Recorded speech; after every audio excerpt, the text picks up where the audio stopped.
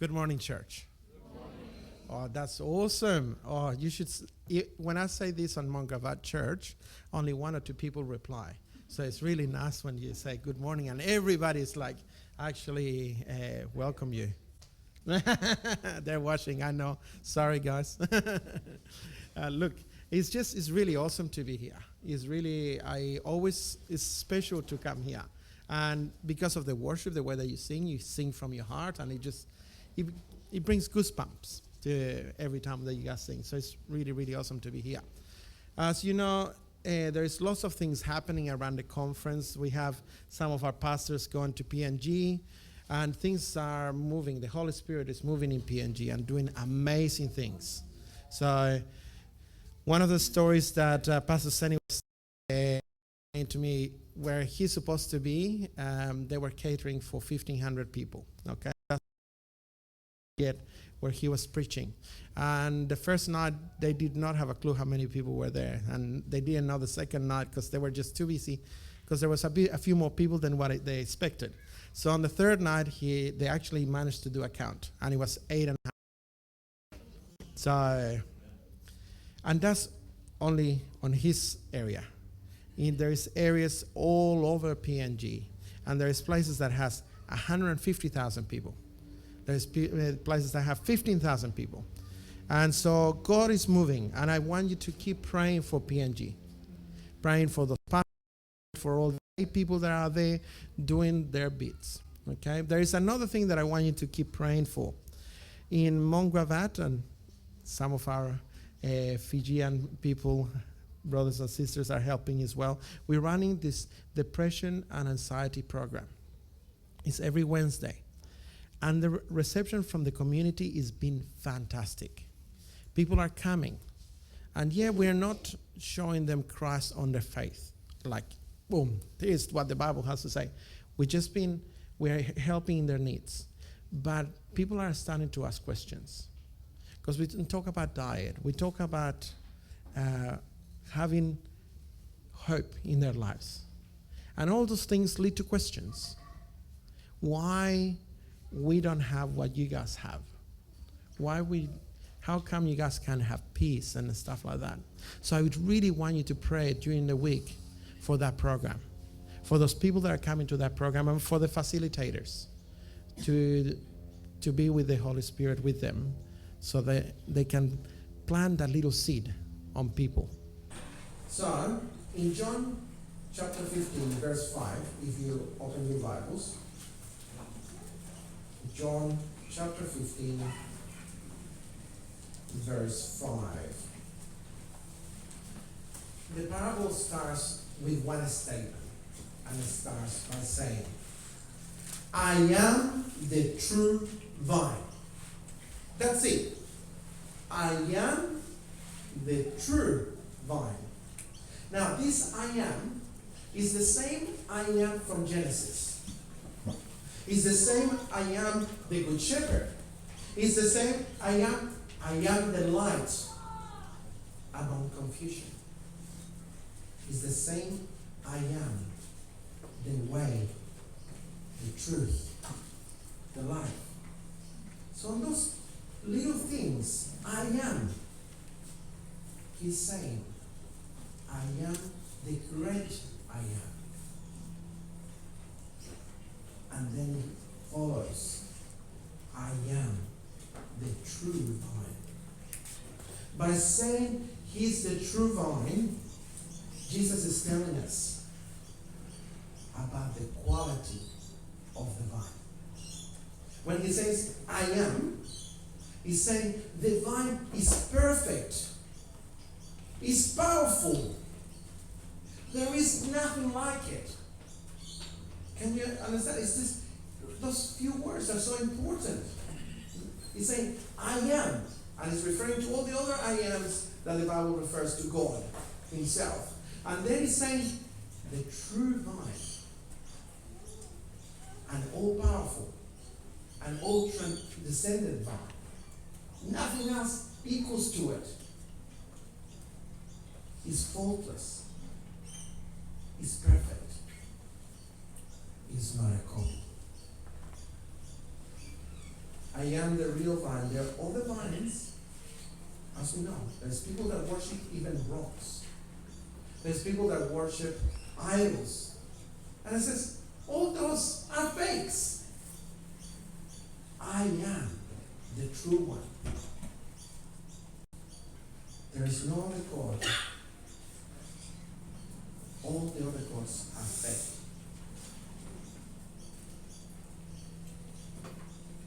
Now, I am the true vine. Once upon a time, this is a story that I heard of a young man that was house sitting, alright? If you ever have done a bit of house sitting, okay, or you have got somebody to do a bit of house sitting for you, you know, sometimes exchange money, but usually it's just like, oh, come on, you stay in my house, enjoy whatever you have from my house, and while you just spend a bit of time in my place.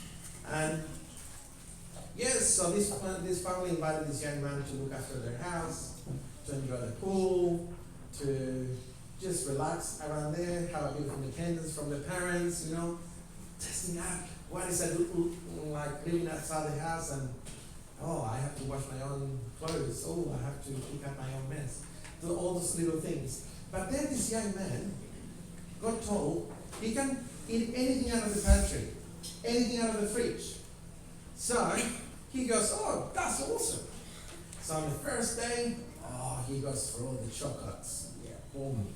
Second day, he looks at all the candy, maybe some chips. Then he opens the fridge, there's some soft drinks, and he's eating like all the really good, healthy stuff, yeah? No. He's going and he's like, oh. So the third day comes and he's like, oh man, I don't feel this good. And he keeps, every day he goes past, he sees this bowl of beautiful apples on the table. And he goes, oh, I gotta be good. So I'm gonna have an apple. Oh, sorry. And that's the apples. They look beautiful, yeah? So he goes, grabs one of the apples, makes a big bite out of it, and two of his teeth fall out. He forgot to look at something. Oh, you cannot see it on that picture, but they're made out of porcelain. So they're hard, they're not real apples. They look like an apple. He was looking for something real, but he grabbed the fake thing. And all he got, he didn't get any substitutes. He didn't get the sugars, natural sugars that he was looking. He didn't even get a good taste on the mouth. All he got was pain. He was deceived by his own eyes. There is nothing that a fake apple can give us.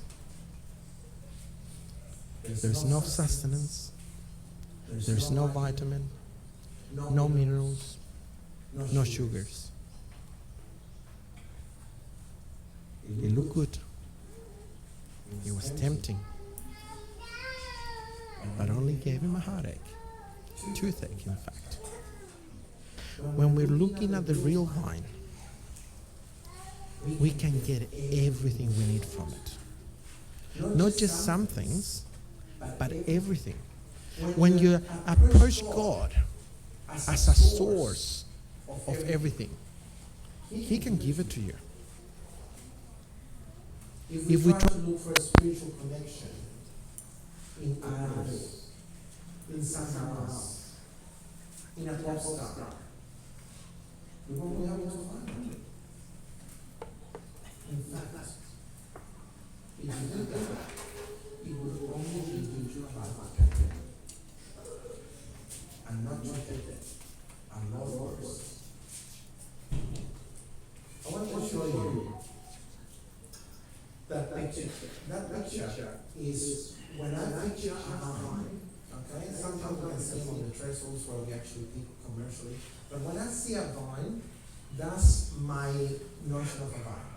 Because in Chile, in South America, where I come from, if you have a a grapevine is like that. It's on your backyard, and you grow it, and you make it grow so it actually gives you shade during summer, and during winter it's just nothing. It's just a little bit of trestle that is there so you let the sunshine come in. And the fruit that you get out of it is just awesome, because it's an afternoon, you just go and have, you go and sit down, and then you go, let's have some grapes, and you just grab them straight from the grapevine. That's my notion of a grapevine. And a grapevine is just awesome when it's beautiful. Now, I'm going to move forward. And on John 15:5, Jesus says, I am the vine, you are the branches. If you remain in me, and I in you, it's a two-way street, you will bear much fruit. Apart from me, you can do nothing. Apart from me, you can do nothing. Because the branches are connected to the vine, remain in the vine or abide with me means be stuck to it. Be part of the vine. It's not like something else started new. It means that the branches are really attached physically to the vine. The branches will bear the quality fruit that should resemble the vine. So if we have a beautiful vine, a perfect vine, a powerful vine that we talked about before, the fruit that the vine produces should be the same. If we attach ourselves to God, the fruit that we produce should be reflecting of our mighty Father. Let's look at this way. On one side, on the far side, you can see a grapevine that is looking a bit unhealthy. And on this side, you can see the vine is growing nicely. Now, some of you may be good gardeners or good farmers. I'm shocking. But I know that if this side of the vine is giving me good fruit, what do I need to do with the other side?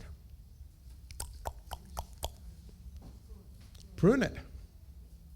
Because that side is not good. I want my fruit to be strong. I want to have to be beautiful taste and everything else. It's not about producing lots and just lots of whatever fruit. It's trying to produce good fruit. If I'm trying to produce good fruit, I have to get rid of the stuff that is looking a bit not very good. And in order for the other side, the branch sometimes can be look even worse than that. They can be looking dead, withered, nothing, maybe attacked by pest. Do we keep the branch or we cut him off? Cut him off. So the rest of the fruit can remain healthy on the branch. Wow. That's a bit. And you can think about it many ways that applies to our life. That's a strong words out of such a small parable. The non-producing or the dead branches get cut away. So as branches without him, we can do nothing. What does it really mean? Okay? If we cannot do nothing without God, because that's what the text said. Nothing. What does it really mean? Hold on, there's people that don't believe in God. They have beautiful cars. They have houses. They have education. So what does it mean that without God you can have nothing? Hold on. You can have something. No. This is talking about something much more profound than material things. It's talking about the conflict that we talk about, Mrs. White talks about. The cosmic conflict of good and evil. If you stay with God, there is nothing. There is no life. Without the vine, there is nothing on the spiritual world that will be of benefit to you.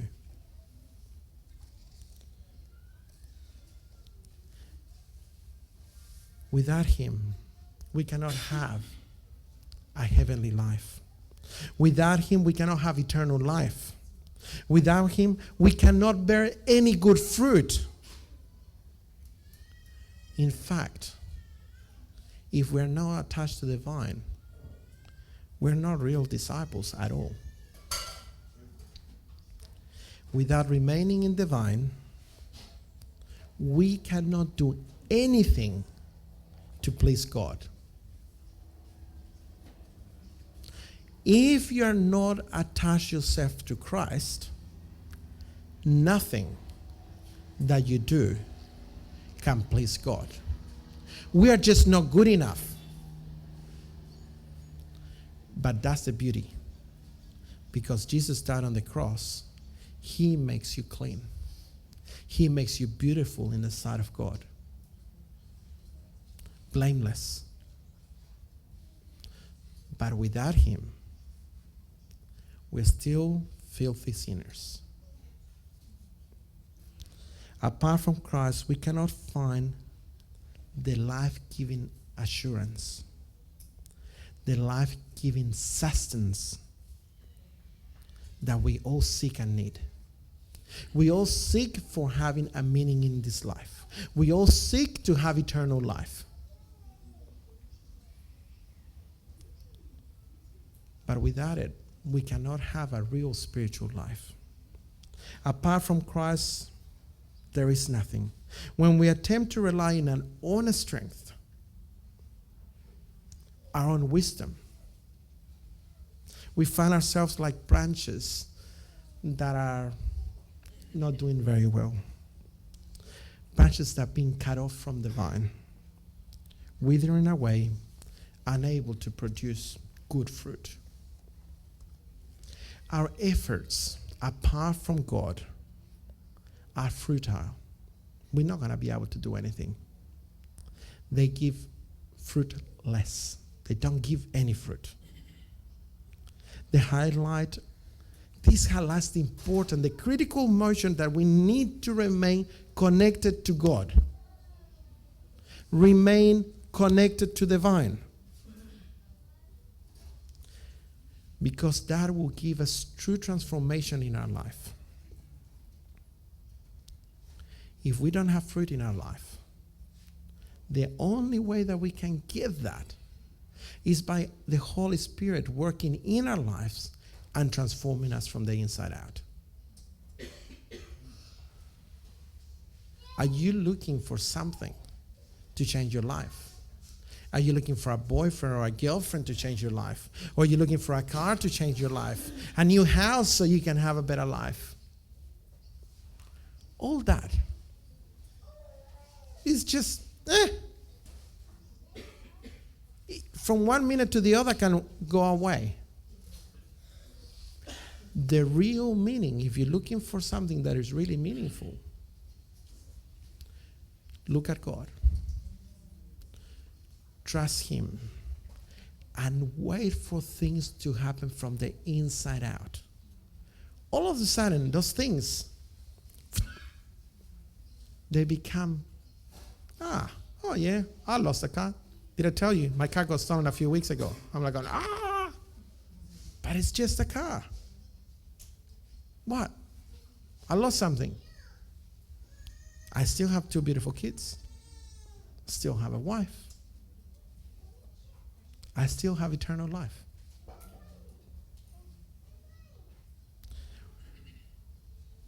Jesus emphasized on this text that if you remain in Him, we will be bearing much fruit, a lot of fruit. This fruit is not the result of our own efforts. It's not what, oh, yeah, I did that. That was pretty awesome. But it's actually because of the Holy Spirit living in us. The strength, the power that the Holy Spirit gives to us. Now, the fruits of the Spirit is in Galatians 5:22-23, and it says, the fruit of the Spirit is love, joy, peace.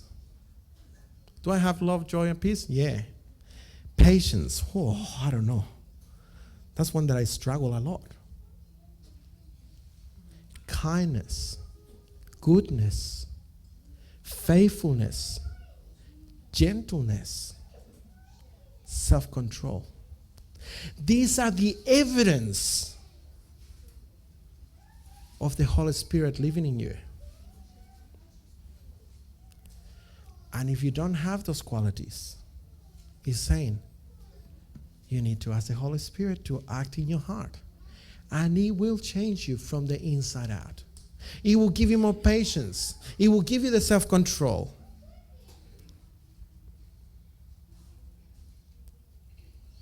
When we are connected to Jesus, we empower to bear fruit. And this fruit will bring glory to God. The things that you do, the actions that you do will bring glory to God.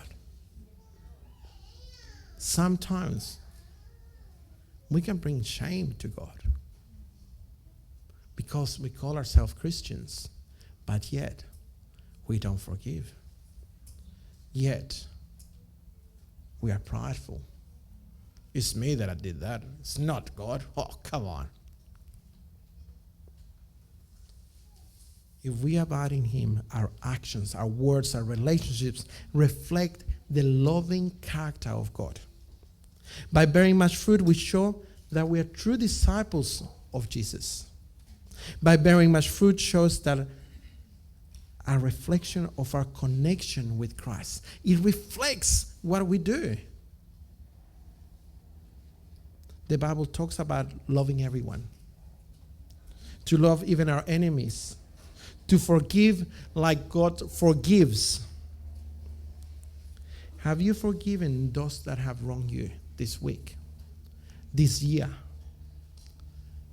maybe 20 years ago? Have you really let go of that?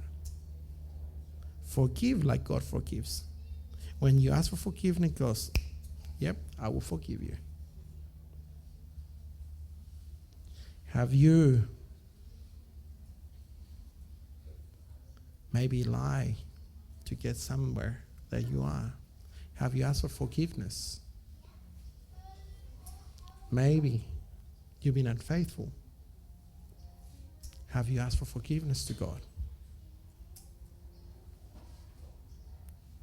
What is it to be a true follower of God? Our fruits would reflect that. What it means is then we need to act the same way that God acts towards us. We need to be humble. We need to be forgiving. We need to be faithful to God. We must follow him and serve him. We must remember that Jesus is the shepherd, and he will help you, guide you through the good places. He's not going to let you fall. But again, it's your decision. Unless you tell God to guide you, he's not going to force you to do anything. Because he's giving you free will, free choice. So you have to go, God, I'm prepared to follow you. I'm going to follow whatever you tell me to do. It means that when we change, we follow Christ by our actions, not just by words, but in everything we do. We change the way that we interact with people rather than being all about us. Is how we can serve them. Jesus came to this world to serve us.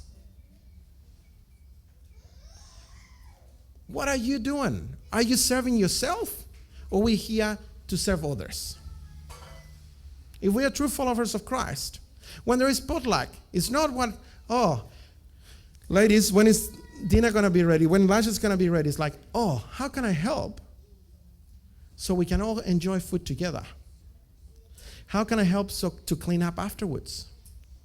What can I do at home for the other persons that live in my house? My kids, my husband, my wife, my mother, my dad, whatever, whoever is in our house. What can I do to serve them?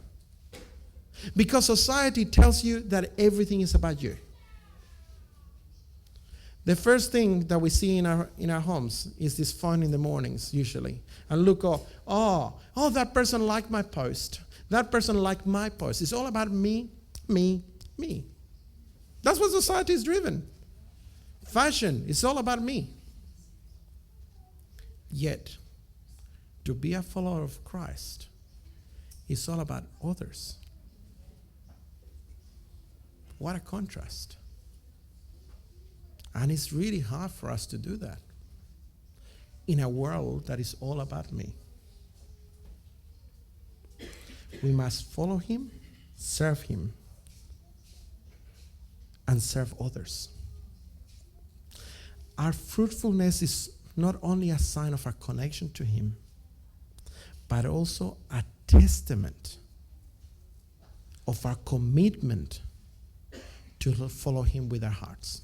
He's saying, I'm going to follow God from the bottom of my heart. And therefore, everything that I do, all my interactions, all my friendships and everything else have to go accordingly. We are really good at telling people what they're doing wrong rather than loving them and show them the love of God. We are humans. There's going to be people in this church, in other churches, in every church that are going to try to put you down and tell you all the bad things that you do and that you're not a good Christian and not a deserving person. Guess what? They're wrong. God loves you no matter what. But if you're going to call yourself a true follower of Christ, it's a full change. It's not a part-time. It's a full change that is going to be with the struggles. You're going to do things and you're going to fall again, and you're going to do something and you're going to fall again. But it's to trust in God and say, God, I want you to take my life and change it. And when you do that, things will start changing. And there will be less falls. There will be more triumphs. There will be less, why did I do that? I shouldn't have done that. There will be, thank you, God, because I saw that I was going to do that, but you intervened at the right time and showed me something better. As reflectors to others of our values, our virtues of the love of God, we shine light in a dark world. Let's not shine darkness in other people's lives. Let's shine light, love in a dark world. Point others to the source of our strength and hope, Jesus Christ. That's what we need to say. You want people to go, I want some of what you got. That peace, that biggest smile on your face that you Fijians are known for. Why? You have love in your lives. So let's show that love to others. So, can we make God smile? Jesus had feelings on this earth. We know that he cried. We know he was sad. We know that he leaped of joy. So can we make God glad? Of course we can. And the Bible tells us that if we produce good fruit, we make God glad. The Bible tells us, though, that if we produce fruit, we please God. However, the branches that are abiding in him but are not producing fruit, what does he do to them? Prunes them. He's not saying that it fully cuts them off, the ones that are not producing fruit but they're remaining in him. He prunes them. The Bible tells us that Satan is not the one that prunes it. It's God doing the pruning. But God prunes those branches because they need a bit of pruning. They're not quite right. They're not getting in the right place. You know, when I was showing you the previous picture, hopefully, yeah, to get that effect on your house, you need to really guide the branches to go the right place. If you have too many branches going everywhere, it won't produce good fruit. It won't give you the majestic version of how it's supposed to look. It won't be the same. So guess what? As a gardener, you have to go to make it go the right way. That's exactly what Jesus is trying to say in this verse. He is the gardener, not Satan. So sometimes we try to figure out that, maybe I can do fruit in my own way. I can go my own way and I will produce good fruit. But the Bible reminds us that our efforts are nothing. That apart from God, they're ineffective. We're just a branch going into the never, never, but it's going to end up in the ground or somewhere that is not meant to be. Sometimes we try to manufacture our own fruit. We try to stop drinking. We try to stop getting angry. We want to start forgiving others because I can do it. Yep, I got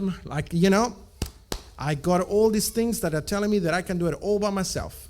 I'm going to lose some weight. I'm going to get in there and I'm going to try to forgive the person that treated me 20 years ago because I read all these self-guide books that it tells me that I can do it all by myself. So I'm going to do that. I'm going to stop getting angry. I'm going to try to be more calm. I'm going to try to meditate. I'm going to try to stop addiction. I'm going to stop smoking.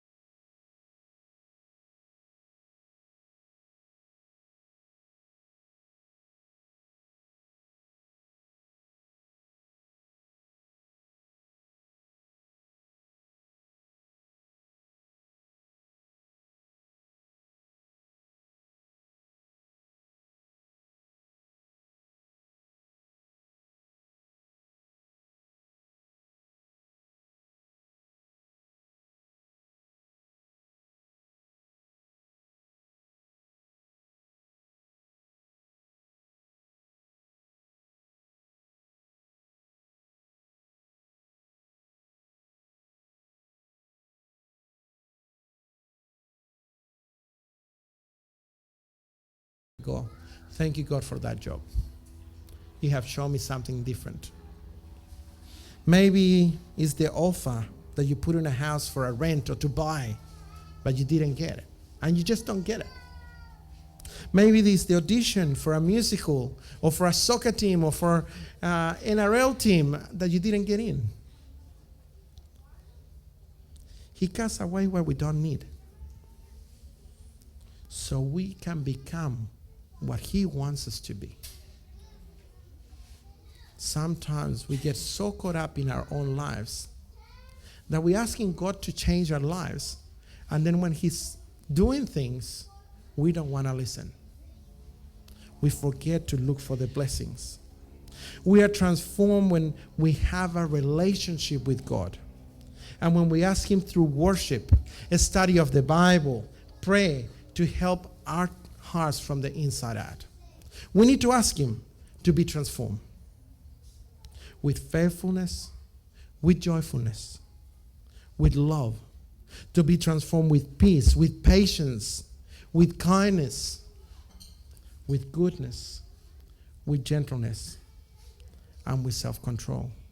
When we come to God, we come as we are, sinful, broken, not knowing everything, because we still won't know everything. But when we come to Him, and we abide in Him, we stay with Him, we have a relationship with Him, He will go click, click, click, click, click.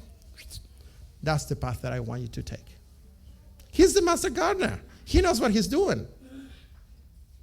Why do you want to be your own gardener? Have you ever tried to cut your own hair? Yeah, you can do it. It's okay. It's not the best. You leave someone to the things that you don't know how to do well to the people that know how to do it well. The master of your life, the one that gives you this beautiful book of how to do your life, is God. He's the one that created you. So, if He created you, who do you reckon is going to have best knowledge on how to live your life? Pastor Billy? Sonny? No, only Him. He is the one that can do it. If we pray for self-control, God may give us something to be tempted with. If you're praying for self-control, He will put you in situations where you need to exercise that self-control. If you pray for patience, be careful. You can get given children. If there is something that teaches you patience, is having children. I'm the most impatient person in the world if you ask my wife. Children have taught me patience. When we ask God for help, God helps us. Not just by sending us courage, not just by being an ATM. Oh God, give me this, give me that. He puts us in scenarios where we can actually trust Him, put our faith to use, and say, God, please help me with this. I'm going to leave it in your hands. God can see everything about us, the good, the bad. God is the gardener. He prunes us so we can bear great fruit and plenty of it. For a grapevine to give fruit again, it needs to be taught where to go. It needs to be trimmed to stay on the right path. And eventually, it will become something great. But however, this is a huge warning. God can also cut away the dead branches. The ones that are good for nothing. The ones that are going down in the floor. Those branches, He will cut away. And the Bible tells us that they will get burned. I want you to think about this. There is 3 seeds, 3 C's. Fruit is equal to character. is equal to conduct, is equal to converts, or the commission. I will explain it. We demonstrate that we are his disciples by bearing fruit. In other words, the fruit can be seen by reflecting the character of our loving God, the character of God in what we do, by conducting ourselves like Jesus did, and by fulfilling the Great Commission to go and make disciples of all nations. 3 C's: character, our conduct, and the mission to go and make disciples. Simple. That's what a real Christian that is abiding in Jesus means. Our character, our conduct, and our converts. That we are making new followers of Christ because they can see that we have a character of Christ in our lives. John 15, verse 12 to 13. My command is this: love each other as I have loved you. Greater love has no one than this, to lay down one's life for one's friends. Jesus, in calling us in John 15, friends. And he's using this to tell us that he's going to lay his life down for us. And then we, as his followers, to our friends, we need to be able to do the same. Are you able to give up something in your life to be a servant for somebody else? Man, that's hard. Because all this society tells us that the higher up you are, the more people have to serve you. But this is complete opposite. He says, what am I doing for you is serving you. So, if we are Christ followers, what are you doing in your friendship groups to serve your friends? Are you prepared to lay your life down for them? That's what he's saying. He's like, that's what I did.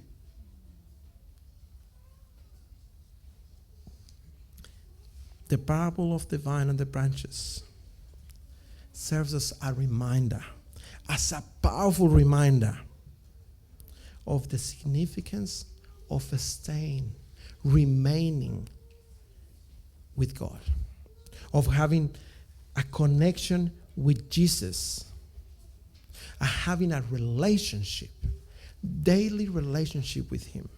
Our relationship with Christ is at foundation of our spiritual growth. We cannot have anything. We cannot have anything if we do not have a true, meaningful relationship with Christ.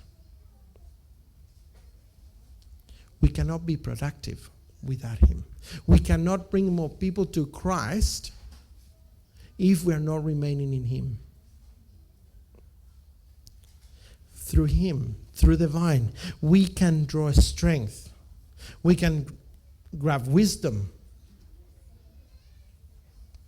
And we can have an awesome life. As we abide in him, we are transformed and empowered. If you are empowered by the Holy Spirit, you can do anything, the Bible tells us. Anything. In a way to bring glory to God. If you have the Holy Spirit in you, you really truly trust in God in everything you do, you will bring glory to Christ in everything you do. And you will impact everybody around you. As followers of Christ, our lives should be marked by love, no hate. Hate is the devil. Love is God. Anything opposite to good love is not God. So, we need to show love in everything we do. We need to show love in obedience and in serving others. Through the actions of relationship, we need to demonstrate commitment to Jesus, a commitment of love, and reflect his character of love to the world. Because just as a branch cannot bear fruit unless it remains connected to the vine, we as believers, we cannot bear a spiritual love, a spiritual truth, a spiritual life to anyone unless we remain connected to the source of love, God. It's through our relationship with Christ that we find a strength, purpose, and we can make disciples. If we don't have a relationship with Christ, we cannot do that. And this enables us to grow in our faith and to bring glory to God. So my challenge for you today is that we look at everything we do and make it in a way of loving one another, of serving one another, and reaching other people to God by showing them the true character of love in our lives, in everything that we do. Not by telling them off in the way that we think that they should run their lives, but by loving them and showing them what they're missing out in your lives. May we abide in Jesus daily. Maybe our lives be a testament of his love. And let's remain committed to Jesus in everything we do. That's my prayer today. I surrender all, God. What a beautiful words. That we are happy to put our lives in your hands. Because we will surrender everything so you can change our lives from the inside out. For the Holy Spirit to grow in our hearts. God, as we surrender our lives to you, we ask for the Holy Spirit to help us guide us through this difficult life. To give to the Holy Spirit our hearts to have the power to change our lives, to get rid of those addictions, to get rid of our remorse, to get rid of our hatred. God, only with you we can do those things. But God, we also ask you for the Holy Spirit to be in our hearts in a way that we can show your love to everyone that we come in contact with us. To show your perfect love, your perfect submission, so we could have a life, an eternal life. God, let us show how you humble yourself, even though that you're a God that didn't need to do that. Humble yourself to be a servant for us. Let us be the same and have this serving heart to show our love for others, to sacrifice whatever we have to love others. And God, let us be a beacon in this world of light. Not let us be a beacon of hate, but a beacon of light of the love that you show for this world in every single person that we come in contact with. God, thank you for your sacrifice on the cross. And God, let it be the Holy Spirit in our hearts as we surrender to your will. In the name of Jesus, amen.